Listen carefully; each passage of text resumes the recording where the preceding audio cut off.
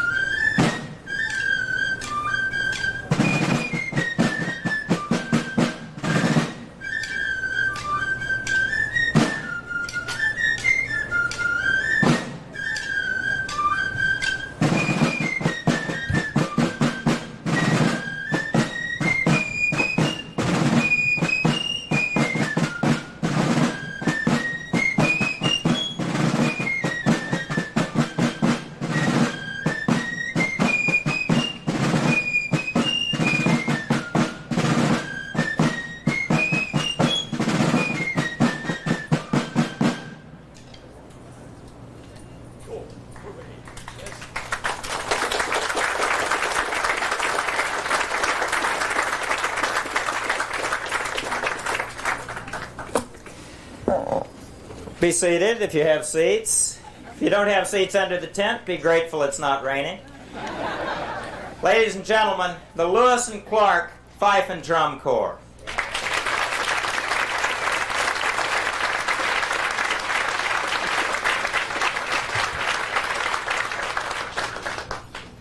Good afternoon. Good afternoon. My name is John Cook. I am chair of the Jefferson Club here at the University of Missouri.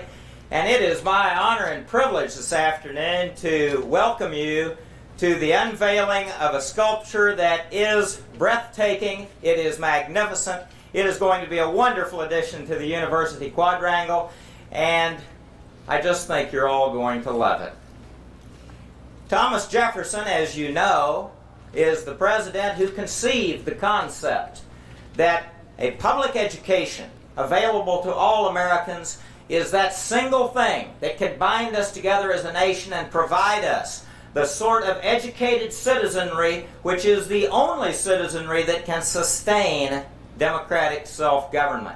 Of course, he caused the Louisiana Purchase, and of course this great state university is the first state university in the Louisiana Purchase. It is therefore altogether fitting that we should honor Thomas Jefferson, who so honors us. In this regard, about 8 months ago, we learned of a sculpture that would honor Jefferson, that would grace the university, and Linda Lote, who many of you know, who is the director of the Jefferson Club, brought this opportunity to the attention of the trustees of the Jefferson Club.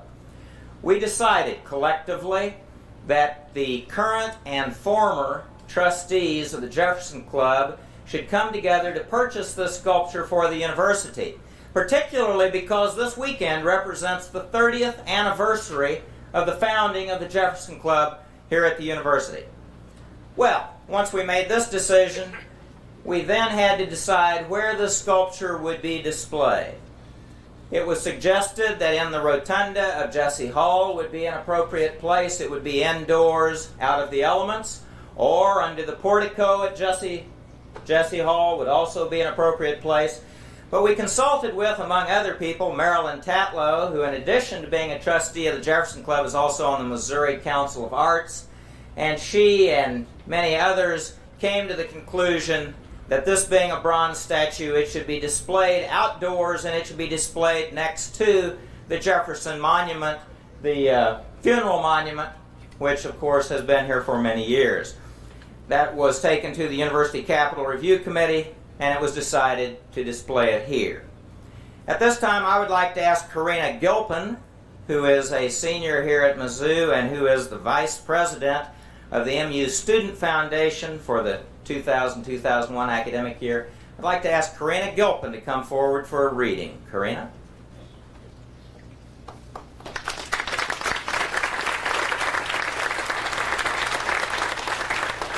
Good afternoon. Thomas Jefferson is known to us all as one of our nation's earliest and strongest advocates for public education. I would like to share his comments from one of his letters where he writes about the university, and I quote, This institution will be based on the illimitable freedom of the human mind.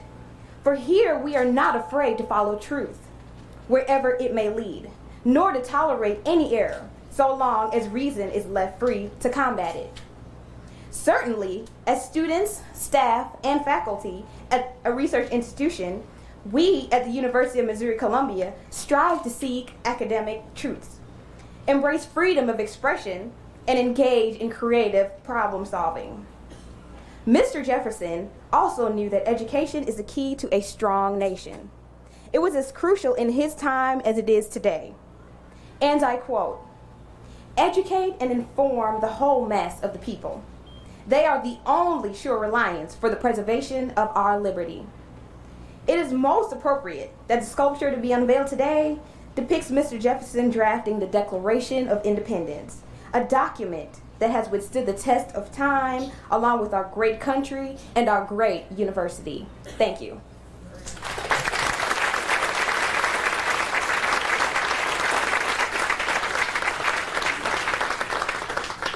Thank you, Karina.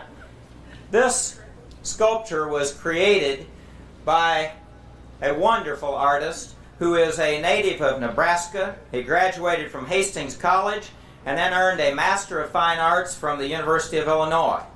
He spent a year studying in Italy as a Fulbright Hays Scholar, returned to Nebraska to teach, and then decided to sculpt on a full-time basis. Since 1976, he has been a resident and works in Lundeen, he's George Lundeen, and works in Loveland, Colorado. It's a wonderful thing to be able to acquire world-class sculpture. To have the artist who has done this work agree to come here to the university for its unveiling, and he then is going to be our guest and speak at the 30th anniversary Jefferson Club dinner tomorrow night. But to have an artist of this stature, to have a man who can do this kind of work agree to come here to our university to be part of installing it here is an honor to the university. It's an honor to all of us. George Lundeen.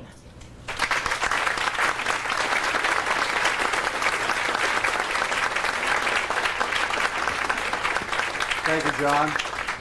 What John didn't tell you is they were going to stop payment on the check if I didn't show up. And of course, Karina's already let the cat out of the bag, telling you that Thomas Jefferson is seated there writing the Declaration of Independence. But what she didn't tell you is he's writing it on top of the first laptop computer. So I'll just let you see that. I think, do we unveil this pretty soon? I guess after we speak. But anyway, thank you very much. Thank the Jefferson Club. I'd like to thank them and also all of the students and the faculty and all of you here at the University of Missouri. It's a pleasure and it's a wonderful place to have a piece of sculpture, and that's why I'm here. Thank you.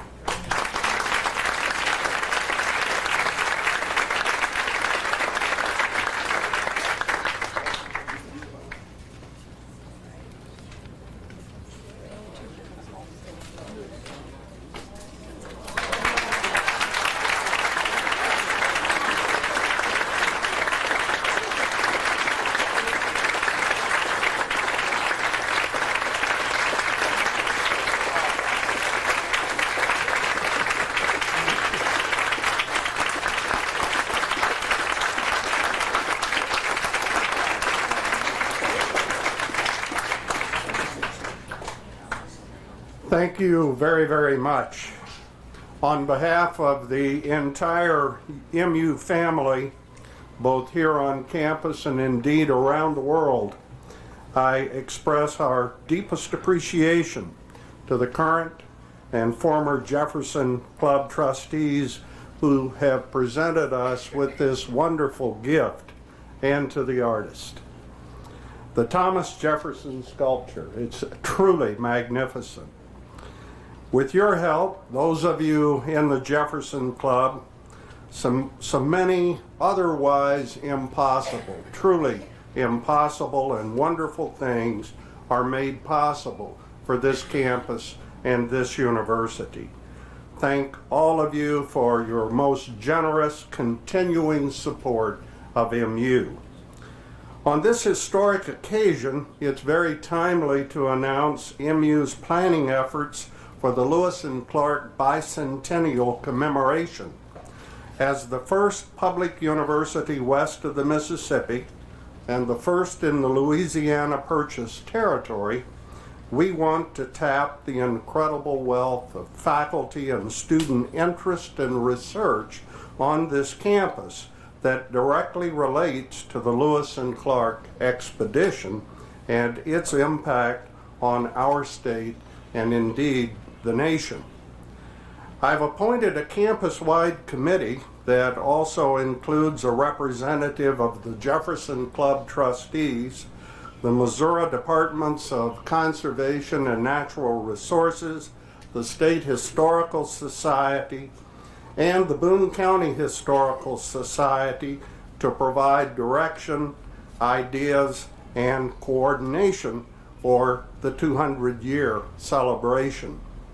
I'm so grateful that all of those who were originally invited to serve on that committee have already agreed to do so, and that Lori Franz, our Associate Provost, and Susan Flotter, a Professor of History, have agreed to co-chair this group. Many of the members are in the audience today, so let me thank you so very much for lending your time and talent to this most important effort for our university and for Missouri.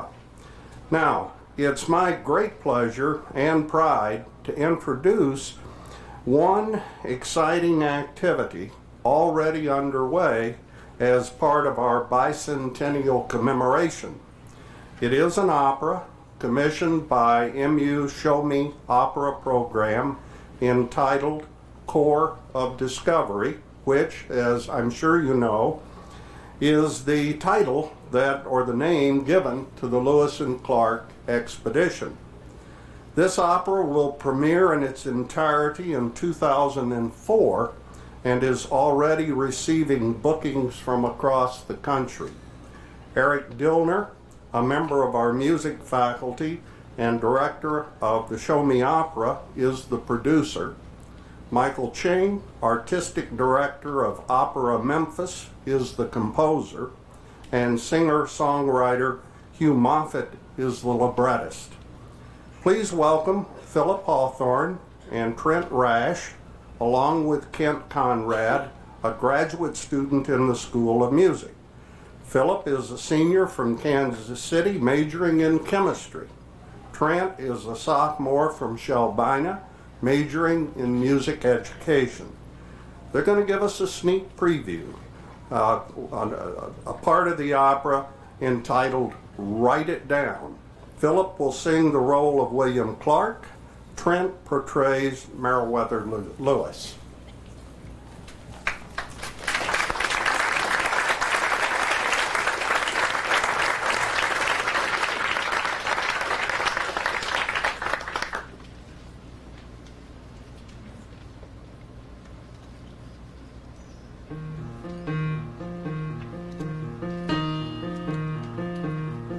Write it down, get it right, every little detail, day and night.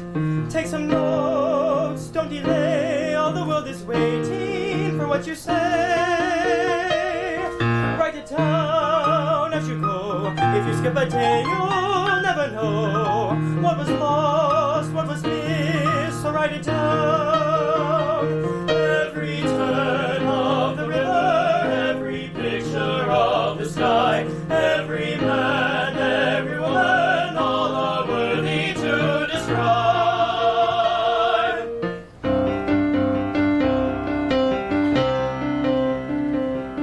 Draw a map, sketch a sketch, every mile takes us further west. Fill it in, get it all, people will depend on what we draw.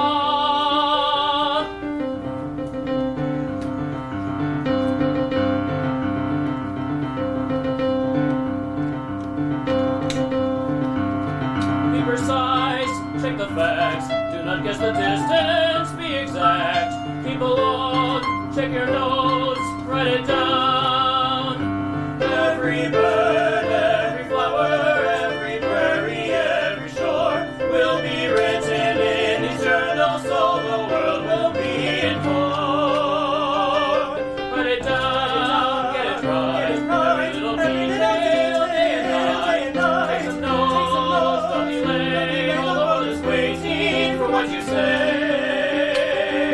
Write it down as you go. Skip a day, but you'll never know what was lost, what was missed. So write it down. Every turn of the river, every picture of the sky, every man, every woman, all are worthy to describe. Let it be hill and plain, hot and cold, wind and rain, good and bad, gay or sad. Write it down.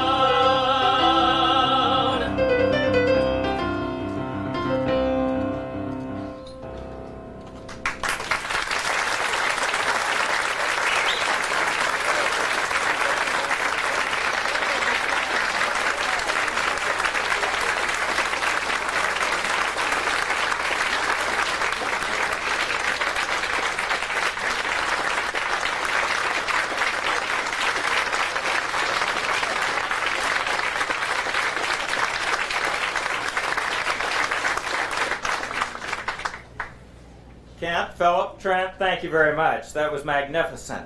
It is surely with great anticipation we look forward to hearing this whole opera. That will be wonderful. It's also with a good deal of anticipation that we wait to see the garden that is going to permanently house this sculpture. It is going to be just on the other side of the sidewalk that goes up to the Chancellor's residence. And I believe there's an artist's drawing which either will be available. It's right over there. Yes, the landscape drawing is right over there, so you can see how it's going to look. What you can't perhaps tell from the drawing is that all the plants that will surround the sculpture and also the funeral monument will be plants that are of Jefferson's era that he chose in and around the estate at Monticello. With the sculpture, which will be formally dedicated this fall on September 29th, George, I hate to tell you, it's the same day we're going to beat Nebraska in football here at Mizzou. On September 29th, we're going to have a formal dedication after the landscape garden is complete. At that time, there will be a plaque that lists the trustees of the Jefferson Club, both current and former trustees, who contributed to its purchase. And many of those former trustees of the Jefferson Club and many current trustees of the Jefferson Club are here today. I'd ask those of you who are sitting, please stand, and those of you who are standing, wave your hand, please. Stand up, please. Former and current trustees.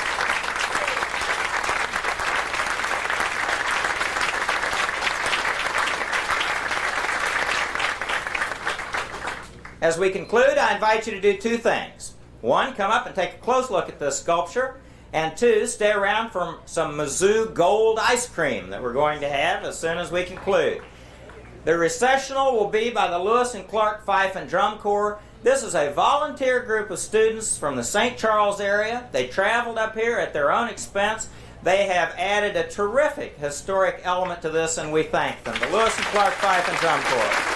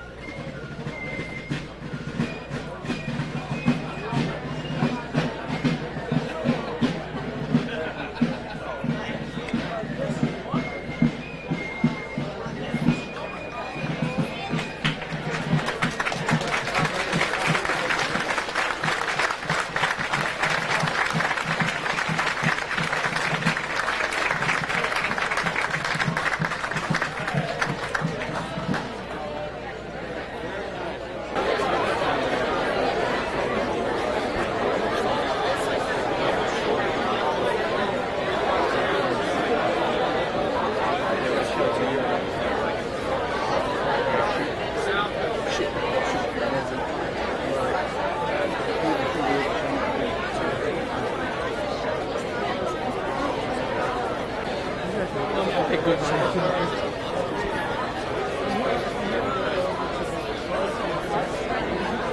a look at my room.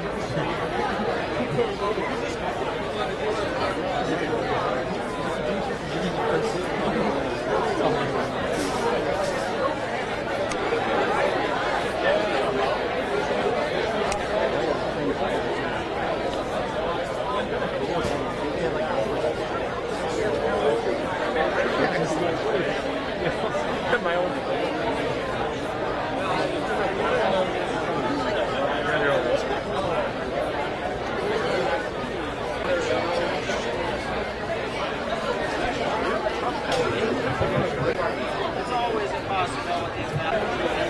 Looks like he's in awfully good physical shape. Looks like he's in awfully good physical shape.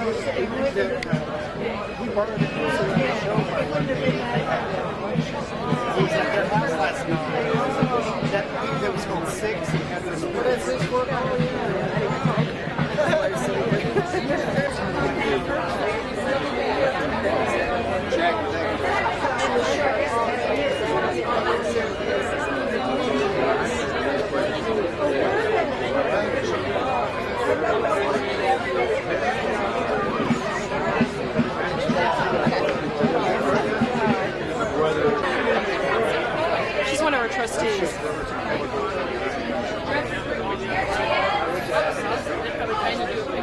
You should be in and I should not.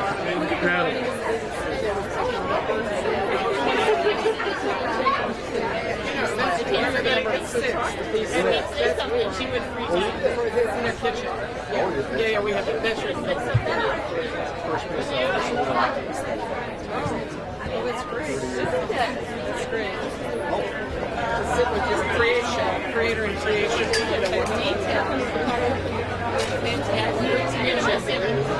Oh yeah. We're hard to get shoes for the kids for the summer.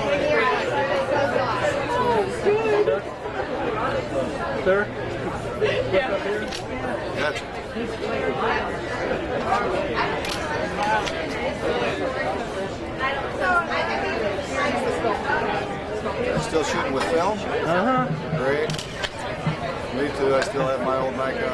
shoot with.